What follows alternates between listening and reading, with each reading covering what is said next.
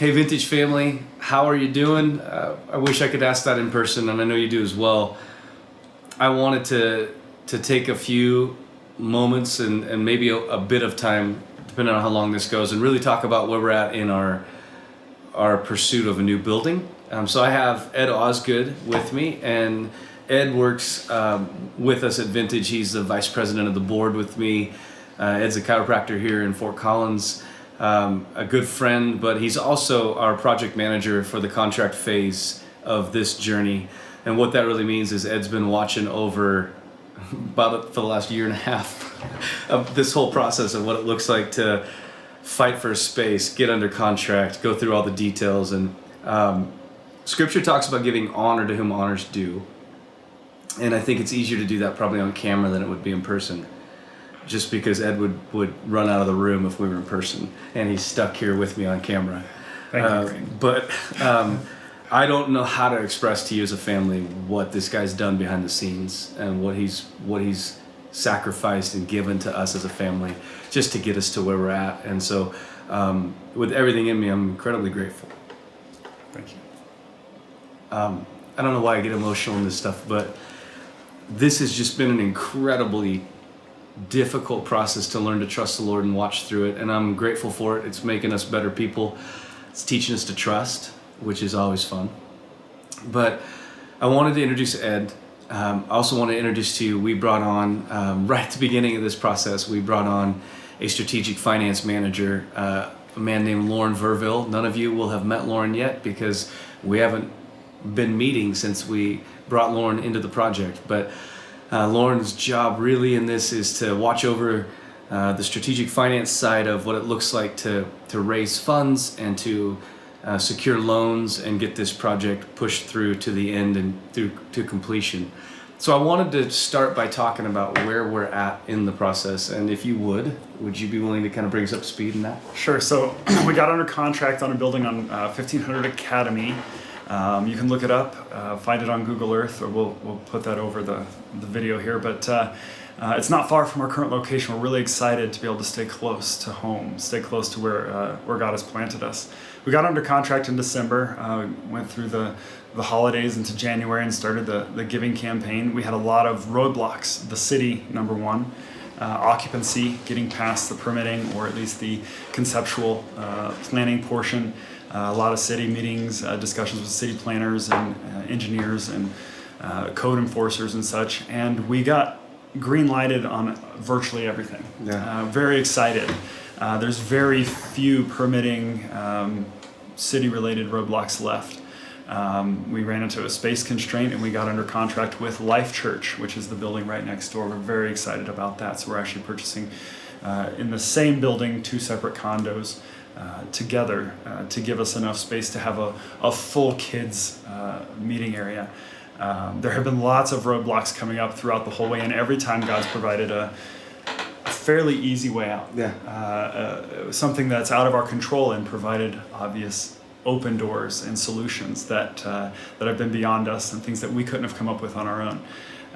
Then in the midst of the financial campaign, in the midst of the contractual dates and the process, the finance timeline, obviously we run into Corona. We run into where we're at right now. And if we talked about a perfect storm for a church, the inability to actually perform the duties of the business, to meet together, to have a gathering together as a family. I don't know about you guys. I've enjoyed inviting Vintage into my living room, but I really miss that congregation. I mean, Scripture says, do not forsake the meeting of each other together, and I understand because I miss the intangibles. I miss this. Yeah. I miss the hugs. We're not very social distance. We're not. Actually. I'm sorry.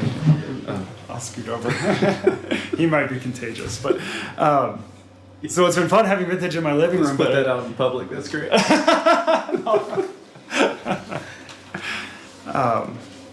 But now we're at a point where the project maybe from a contractual perspective was put on hold. Banks were put on hold. It was very difficult to get contractors involved. It's been very difficult to just move the ball forward. Yet we have. We've gotten a great design team with VFLA, Chris Aronson over at VFLA. They've done a lot of local projects that you guys would recognize, a lot of Blue Ocean, Otterbox buildings, a lot of prominent places in our community. And they've done a great job giving us a floor plan, renderings, going through the buildings and making sure that they would work for us. And then we've gotten a contractor on board, starting initial numbers and going through that process. So in the midst of this time, in the midst of another major roadblock in a real estate acquisition process, we have still made significant progress, and we're really excited. There's some stuff that, as Ed was talking through that, I wanted to highlight. Number one, we really officially kind of launched the building campaign very lightly in December. Reasons for that, in my heart, I think December's a time it's probably not the right time to start a finance campaign. I want people focusing on families and being in the right season. And so it was really January that we began to raise resources for this. So we really have only raised funds for about a month and a half, maybe 2 at best, before all of this coronavirus difficulty began. What I'm pretty amazed at is where we're at and how faithful the family's already been. Number one. Number two, when we began into this season with sheltering at home and not being able to meet together, my honest assumption was the finances are just probably going to disappear. I'm amazed at the faithfulness of this family, that our run rates stayed the same, that you have just continued to give, and it's incredible because it's allowed us to keep moving forward in this process. And so I want to be able to just say, as a pastor at Vintage and as your pastor, I'm incredibly proud of you, and it tells me a lot about the discipleship. Pastor Gary used to always say this when I was growing up, that when God gets a hold of your heart, he gets a hold of your wallet. And I think there's a very true principle in that, and it's to the man and woman that is really surrendered to Jesus. You, like me, know the truth is, Lord, it's all yours. What do you want me to do? And I just, it's been fun to watch. So I'm incredibly grateful for that. Ed took a very broad stroke at some of the difficulties. I want you to know we have faced some really amazing things that the Lord and the Lord alone could do.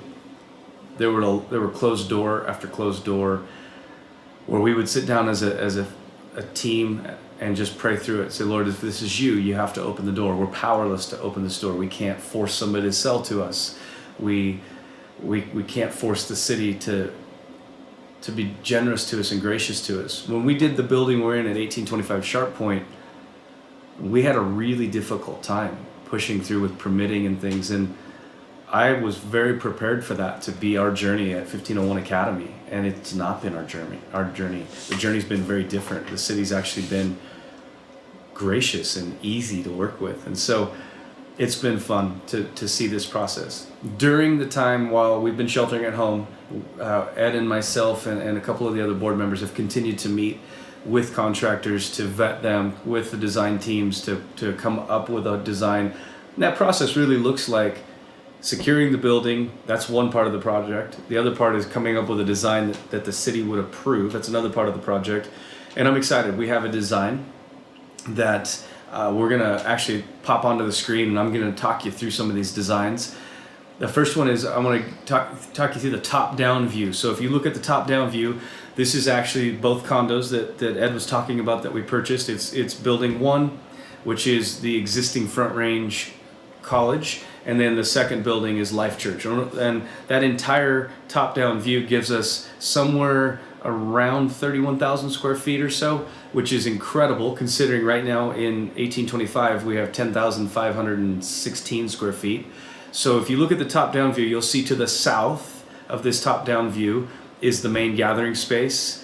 On the east side of that is the coffee bar and our what we would call our nourishment area, or the place that most of us are going to hang out every Sunday, because we know at Vintage that coffee is kind of a major part of what we do. And so that left side, or the south side of the building, when you're looking down in a top-down view, that's the main gathering side for the adults. As we move north to the right of your screen, you'll see the existing Life Church building, which is actually going to become fully a kids wing for us, and that'll be Vintage Kids, which is incredible to think about this. That wing is about 12,000 square feet, and We are currently doing our children's ministry in 2,500 square feet. So we're very excited to see that space increase as it should. Has its own full functioning main gathering space, commensurate space for classrooms, a really nice size breakout space for moms that need a place to go take care of their little one. We're incredibly excited about the way that works together. And if you see on the east side, you'll see a main entrance where it's kind of an open area that allows entrance into the kids directly. So moms and dads, when you're bringing youngster, you can come in that entrance, drop them off, check them in, know that they're secure, and then head left and head towards the main gathering space. If we actually go into the main gathering space, which I want to take a look at that. You saw the coffee area, and we're going to try to snap a quick just view of what that looks like. It's a really nice long coffee bar. Tons of space for all of our teams that work and create that. Also, during the midweek, my hope is that this becomes a place where a lot of the small groups can meet, and we can have a lot of, I would love to see it open every day of the week and be full of life and people just meeting and doing life there, and even maybe gathering for prayer times and just for hangout times. That would be a perfect storm for me. If we go through the main doors, we go into the main gathering space, this is what we have never had. What we've never had was a main gathering space that had open air. Now, in my business, we specialize in helping houses of worship develop really great worship gathering spaces. And one of the things that we absolutely know is to develop that, you just have to have open space, and it allows the sound to come together better. It allows the lighting to come together better. It just allows the entire environment to feel great. So for me, I'm incredibly excited at this space, and we're going to be able to seat in this space, depending on how we lay out chairs, somewhere between 750 and 900 chairs, which would be amazing for us. I've shared with you my dream, which is to keep us at 2 gatherings on a Sunday morning. Really not because I don't want to do more gatherings, more because I just love the family being together. And so we're excited about what this provides for us. And these renderings are, they're just renderings, which means we're not locked in any colors or anything, but I just wanted you to see what we've been doing behind the scenes, what we've been designing, and I'm very excited for what it looks like. I probably wasn't excited when we started this project because I had a hard time wrapping my head around what it could look like, and Chris Aronson and his team did an incredible job at helping us come up with something that just feels like, man, this could be a really long-term home for us as Vintage. So I wanted you to see it. We've finally have something to show you, and I'm excited about that. Really, the gist of this time, this video, I wish we could just do this in a meeting where we were all together in a room, obviously, so we could just have open forum and questions. And right now that's not possible, so it doesn't really do us any good for me to say I wish we could do it. I want to talk about some questions that have come in. Some of you have asked, hey, what's going on with the building? Haven't heard much about it. There's a reason for that. When we started this COVID process, some of your home, like my home, was directly affected. My wife works in the dental industry, and the day the shelter at home began, she was furloughed, and so we lost that income. My heart in this process was to protect the family. I thought it would be just grossly crass, if I'm honest, to begin to reach out and say, hey, I know some of you lost your jobs. I know some of you have been furloughed. Please keep giving to this. So I just settled in my heart with the Lord. If you remember back to our original conversation, we talked about Exodus and the way that God taught us to raise money in the kingdom. It's really through Moses in Exodus, where he says to the people of Israel, this is what the Lord wants to do.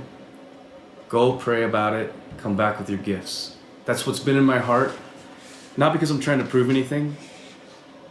I believe the church has the choice always to do things in a way that's business savvy or a way that's biblically savvy. And sometimes those things align and sometimes they don't. In this situation, I made a decision in my heart that I wanted to lead our family in a way that was expressly biblical, which was to give you the privilege of getting away with the Lord, hearing God, and bringing your gifts. That's still my heart. The other part of it was I didn't really want to be reminding you all the time in the midst of difficult situations. I just thought that just wasn't the way that felt right for us to do it. So we're now at a spot where A lot of businesses are starting to open back up. A lot of your homes, probably like mine, those people that were furloughed are starting to be able to work again. And so I want to talk about where we're at with the finances. What's going on? Really, I want to answer 3 questions. What do we have right now? What do we need? And what's our plan moving forward? So the first one is what do we have? Right now we're sitting on about half, maybe a little under what we need. We're sitting somewhere, you guys have continued to give, so this number is changing daily, and I'm so grateful for that. But we have about 550 to 650,000 set aside right now that's just for the building, and that's incredible. The way we're managing this is we're keeping a small operational number set aside for Vintage, so we can continue to run and operate and do what we're called to do, and then everything else is being funneled into this building fund. What we need to do this project, we think the scope of this project is probably going to come in around 6.2 million is what it seems like it's going to be. We're going to work with everything in us to manage these 2 tension points, which is it.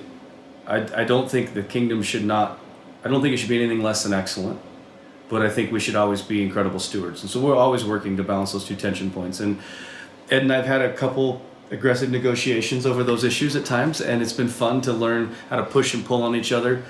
I'm excited to get us into this space and do it right. What I don't want to do is what I think we made mistakes when we came into our first building. We made some mistakes that we probably didn't have a lot of faith to try to do things at the level we should. And so I had to put a pretty hefty burden on my team to continually ramp things up to get them to the level they needed to be, which I'm very proud of our team. So proud of our team, actually. So right now, we're in a spot where I'd like to see us raise about another $700,000 to $900,000 in this process. That would put us in a really great spot for financing. And it's not going to hurt to raise more, obviously, but I want to just be very, very clear on where we're at fiscally. So our all-in number that we would feel great about is if we could go into this loan process with about 1.6 down, that would be fantastic. What is our plan moving forward? I spoke with Lauren this morning, and Lauren shared with me that really our target date is towards the fall when we're going to need that finance, probably early fall, late summers when we're going to have those numbers ready. Obviously, with the COVID happening, it has slowed a lot of things down. It's slowed. Some of you are familiar with the PPP program that the United States government did to help businesses, and that was a paycheck protection program. That was an amazing thing, and I'm incredibly grateful that the government did that. What it did on our end was it shut the banks down because the banks quit talking to churches about borrowing money and moving forward on projects and kind of put all their energy into that. So now we're seeing it come back online, and we're ready to dive back in and keep going. So we're aggressively pursuing the right financing options, and in future videos I'll have Lauren share more of that and bring you all up to speed, because that's really his expertise and it's not mine. So our plan moving forward is we're going to continue to raise money. Here's what I'm asking.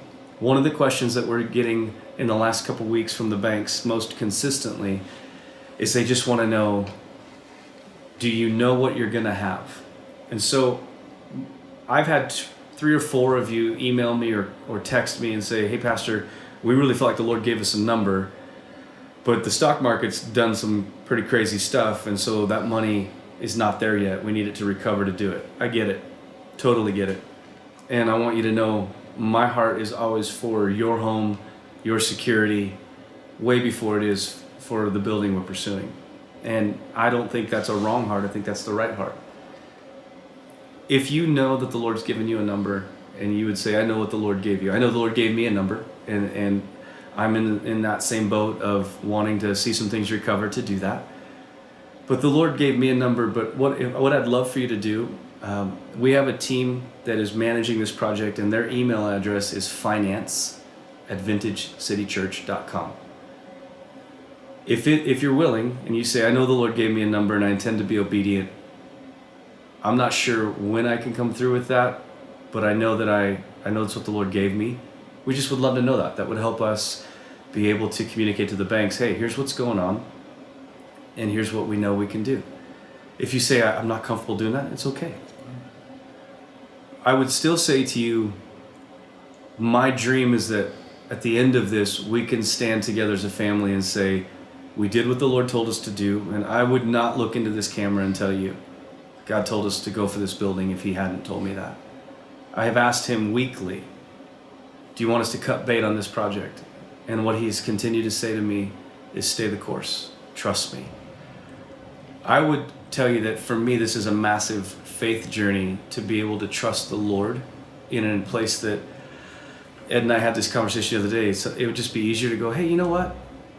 Let's just push pause. But the Lord has continued to say, stay the course, stay focused. And so we're going to do that. I want you to pray about it, continue to pray about it. If you haven't prayed about, hey, what's my portion? Please do that, because none of us want to be robbed of the blessing God's called us to. So what I'm asking for is, if you know that number right now, would you be willing to email us and say, hey, you can count on me for this. This is what the Lord's told me to do. So we can start amassing that and coming to the conclusion, hey, this is what the Lord's told us to do, and we know we can do it.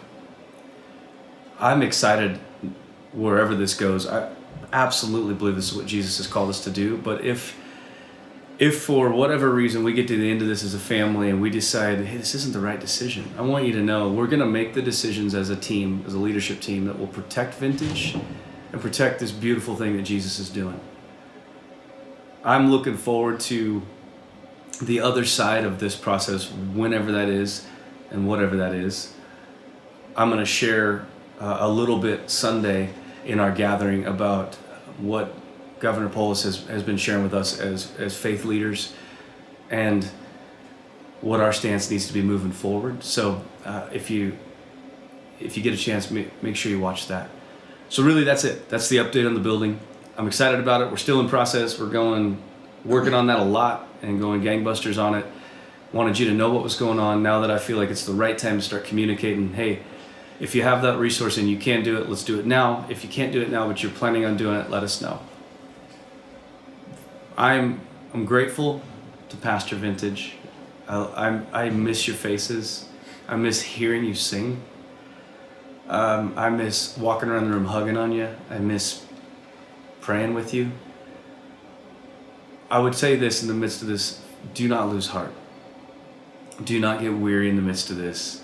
Our King is on the throne. And a year from now, we're going to all look back and go, wow, that was crazy. Look what the Lord has done. I love you. See you Sunday.